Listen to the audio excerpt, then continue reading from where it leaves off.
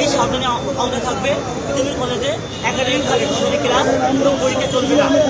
এরপরে আমরা গতকালকে ঘটনা একটু বলতে চাই যে গতকালকে কিছু কন্ট্রোভার্সি আমাদেরকে নিয়ে হচ্ছে, ব্যাপারগুলো ক্লিয়ার করা দরকার আপনাদের মাধ্যমে।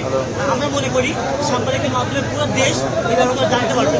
প্রথমত, আমরা দীর্ঘদিন ধরে আমরা এই আন্দোলন চালিয়ে আসতেছি।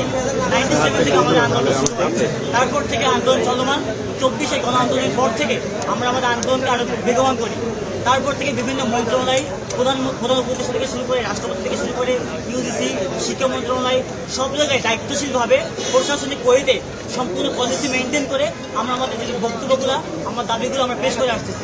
কিন্তু গত 3 মাসে দায়িত্বশীল জায়গা থেকে কোনো ধরনের বার্তা, কোনো ধরনের আশা আমাদের কাছে আসে নাই। যার কারণে আমরা গতকাল আপনারা দেখছি আমরা রেলগেট এবং সড়কপথ অবরোধ করছি। এই জায়গায় কিছু কন্ট্রোভার্সি আছে ট্রেনের ডিলস মানে।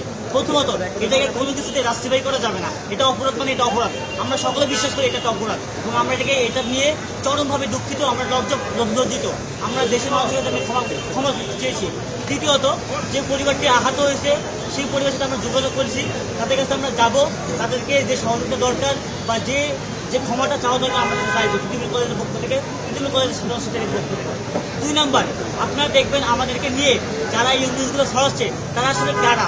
প্রথমত, আমাদের এইখানে মেইন প্রতিদ্বন্দ্বী এখন আমাদের এই 7টা কলেজ ছিল। 7টা কলেজে তিতুমির কলেজ যখন আলাদা হয়ে গেল তখন 6টা কলেজ আমাদেরকে নিয়ে বিভিন্নভাবে মন্তব্য করতে থাকলো। আমরা এখনো পর্যন্ত তাদের মন্তব্য দিকে যাই নাই বা তাদের কোনো কন্ট্রোভার্সিতে আমরা যাচ্ছি না, কিন্তু প্রতিনিয়ত তারা আমাদেরকে নিয়ে কন্ট্রোভার্সি আসছে। নাম্বার 2, আজকে ঢাকা উত্তরে কোনো ইউনিভার্সিটি নাই। আপনি দেখবেন ঢাকা ইউনিভার্সিটির পরে এদিকে ময়মনসিংহ পর্যন্ত আর কোনো স্বতন্ত্র জেনারেলিস্ট ইউনিভার্সিটি নাই। সেই জায়গা থেকে আমাদের এখানে যে ঢাকা উত্তরে একটা জেনারেলিস্ট প্রাইভেট ইউনিভার্সিটি, একটা স্বতন্ত্র ইউনিভার্সিটি হবে, পাবলিক ইউনিভার্সিটি, এটা ঢাকা ইউনিভার্সিটি শুরু করে জগন্নাথ, জাহাঙ্গীরনগর, কেউ চায় না যে ঢাকা উত্তরের ইউনিভার্সিটি হোক। তার কারণ এখানে যদি ইউনিভার্সিটি হয় অন্যদের সমস্যা হবে। ঢাকা ইউনিভার্সিটি আজকে তিতুমির কলেজ থেকে সমগ্র 7 কলেজ থেকে যে বাণিজ্যটা করছে এই বাণিজ্য তারা করতে পারবে না। এই জায়গা থেকে আমাদের গতকালকে যে কর্মসূচি এবং আজকের কর্মসূচি একটু পরে আমরা জানতে পারবো যে প্রধান উপদেষ্টার সাথে 4 জন নেতা তারা বসবেন, শিক্ষা মন্ত্রণালয় থেকে শুরু করে 4 জন হাইকমান্ড তারা বসবেন, বসে আলোচনা করবেন। না, প্রধান উপদেষ্টা বসবেন, শিক্ষা মন্ত্রণালয়ের শিক্ষা উপদেষ্টা বসবেন, তার যে প্রতিমন্ত্রী তিনি বসবেন এবং সম্ভবত নাহিদ সাহেব বসতে পারেন। এই 4 জন তারা বসবেন। বসার পরে যে সিদ্ধান্তটা আছে ওই সিদ্ধান্তটা শিক্ষা উপদেষ্টা আমাদেরকে রাখবেন। যদি পজিটিভ কোনো সিদ্ধান্ত না আসে আমাদের যে চলমান কর্মসূচি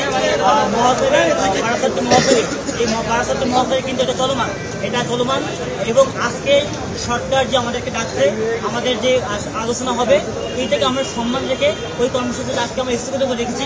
কিন্তু যদি আজকে রাষ্ট্রপক্ষ থেকে সঠিক কোনো সিদ্ধান্ত না আসে, যৌক্তিক কোনো সিদ্ধান্ত না আসে, ওই যে কর্মসূচি বারাসাত মহাখালী এটা চলমান থাকবে। আমরা বলছি না এখনই আমাদের বিশ্ববিদ্যালয় করে দিতে হবে, আমরা বলছি একটি স্বতন্ত্র কমিটি বা কমিশন আমাদের করে দিতে হবে, যে কমিটি পর্যালোচনা করবে তিতুমির কলেজের বিশ্ববিদ্যালয় করার পরে কি কি সমস্যা হইতে পারে, এখানে কি কি ধরনের প্রবলেম আছে বা এখন কি কি কাজ করলে পরে এই সমস্যাগুলো হবে না, তারা পর্যালোচনা করার